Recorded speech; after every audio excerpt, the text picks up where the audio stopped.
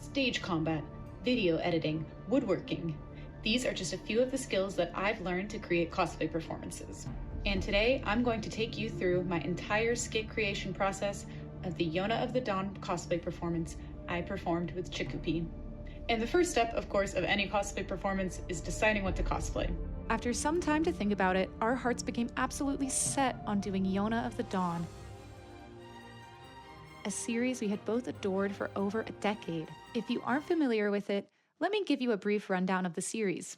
Yona of the Dawn is about an exiled princess on a journey to save her kingdom and regain her crown. In the beginning of the series, she lives a carefree life of a spoiled princess with her childhood friends Suwon and Hawk. But in an instant, everything changes when Suwon murders her father to steal the crown. She flees the palace with Hawk and embarks on a journey of becoming truly worthy to rule the Koka kingdom. Throughout the series, she learns how to fight and helps the common folk, improving the lives of her country's people. I feel like I'm kind of underselling it with this very truncated overview of a manga that has ran for nearly 20 years, but I also don't want to spoil too much about this series. It gets political and has a lot of great arcs. There's even a little bit of romance, and they just announced it would be getting a season 2 of the anime, so give it a shot and see if you like it. Anyways, we decided to cosplay Yona and Suwon, two characters we had wanted to cosplay for a while. But even though we decided what characters to make, we had no idea what to do for the performance.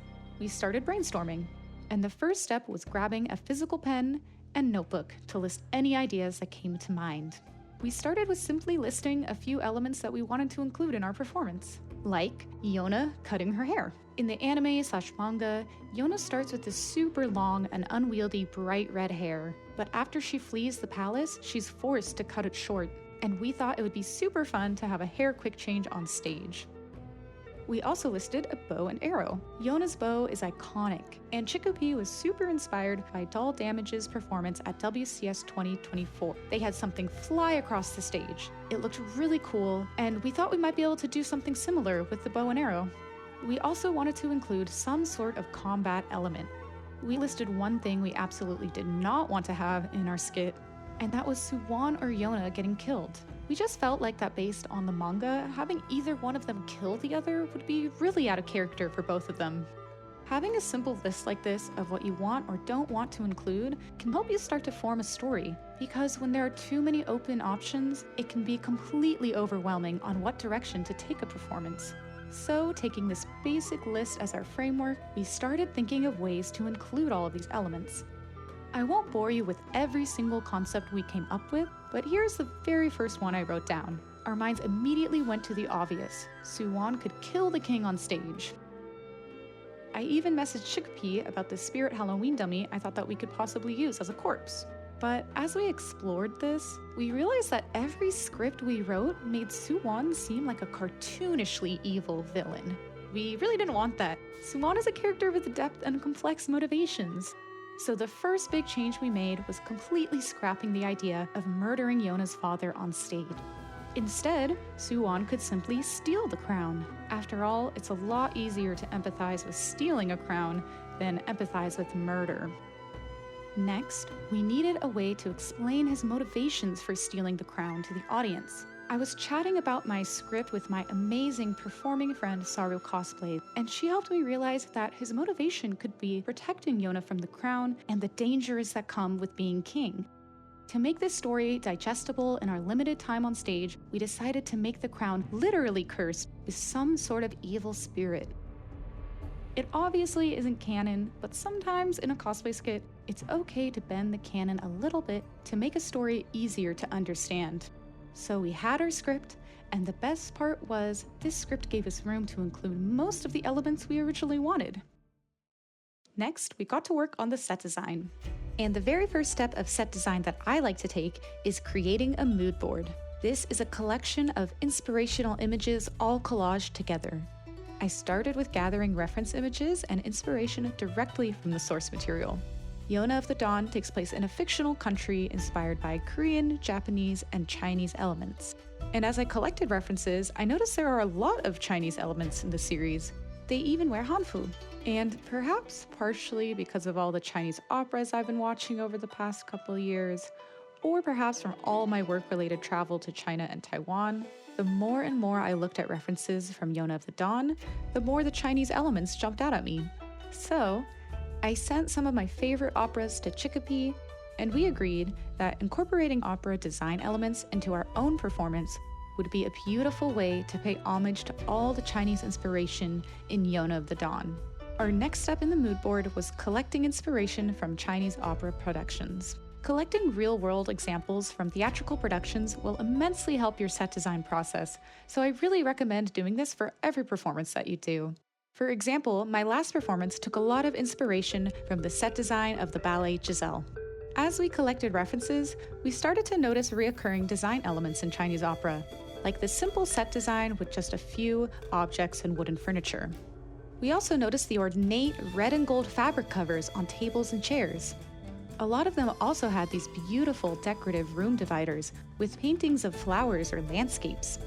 And how could we ignore these absolutely stunning backdrops, which featured painted landscapes that changed in different lighting?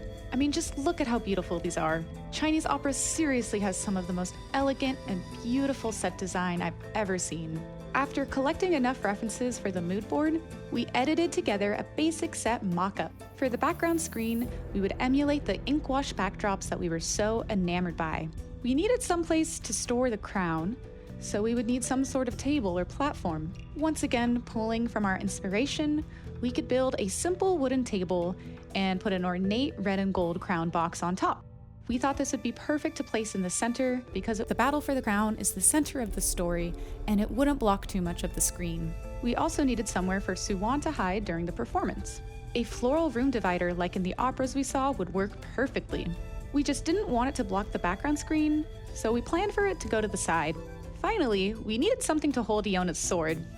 Chicopee thought something on the larger side would help balance out the large floral screen on stage right. We settled on adding more red furniture, a lantern archway that Yona could step through to represent her not giving up hope. So we got to work on making these a reality. The table was pretty simple. We just slapped some wood together and spray painted it red, also spray painting the metal archway I already owned. For the crown box, we got one of those collapsible fabric storage boxes for portability. Then I sewed a red and gold dragon-themed fabric cover with some rhinestones for extra sparkle. For our floral room divider, we created the design in Photoshop, then ordered custom printed fabric from Amazon, which was actually pretty affordable. For the video screen, I found copyright-free Chinese inkwash paintings from the 1500s on Wikimedia Commons. Wikimedia Commons is a great place to find copyright-free images. I wanted to make ours one of a kind, so I isolated the trees and the mountains in Photoshop and created our own composition.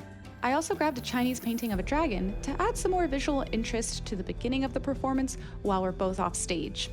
And I feel like this is a great time to remind everyone that you don't need a super complicated backdrop screen that has a ton of animations just to have a good performance. In our skit, our backdrop stays the same, though we do shift the colors a little bit during the performance. Let me explain those. We started out the skit with blues to represent the night. This also helps the red crown box really pop against the blue background. And as Yona trains and becomes stronger, the sun slowly rises to dawn. Get it? Yona of the Dawn? Anyways, at the end, it shifts to a spooky red as our swords clash.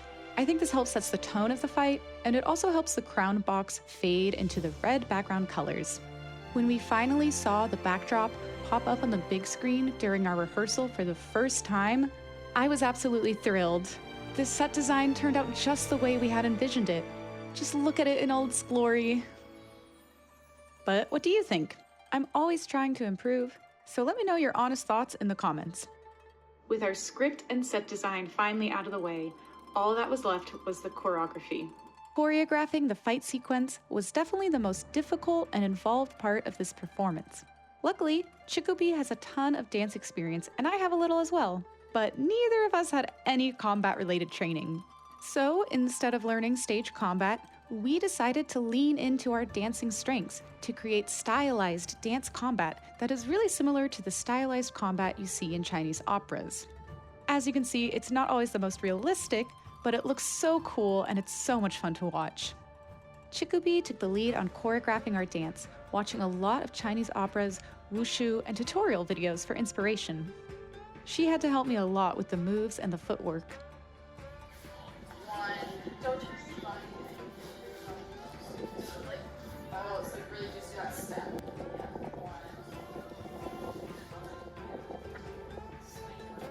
Swipe behind your head, step, step, step. Yeah. Honestly, I would have never been able to do a performance like this without Chikupi. As we choreographed more and more of the combat dance sequence, we made sure that we slowly escalated the intensity of our dance moves so that the fight got more and more intense as we progressed. So in the first section, we barely hit each other, but by the final 8 count, we were really clashing swords. Creating this choreography was honestly pretty difficult and out of both of our comfort zones. It took us a lot of practices and rehearsals and took so much research. I'm really proud of what we were able to accomplish with our fight dance. I had actually made it a personal goal to eventually do combat and dance in a cosplay performance, so this gave me the opportunity to kill 2 birds with 1 stone. We saved the rest of our stage blocking for our dress rehearsal. We had already discussed the basic blocking with my Barbie dolls, so figuring out the rest was pretty fast. We're gonna lift up the box. Okay, we're gonna be a little halfway out, so everyone can still see me. Oh yeah. We're gonna lift. We're gonna make sure that I don't cover my face. And I'm gonna be looking down. No crown. Oh my god, no crown. Put it back. I'm gonna look around a little bit and end facing this way. Yes. And consider this your quick reminder to never skip having a dress rehearsal, because you might find out that you need to make some adjustments to your costume. But with those final cosplay adjustments made, our performance was ready to take the stage. Well, that covers everything that I wanted to discuss from our creative process of the Yona of the Dawn cosplay performance. I hope that seeing our process can help you on your cosplay performance journey, and if you haven't seen the Yona of the Dawn performance yet, you can watch it here. Thanks for watching. Bye!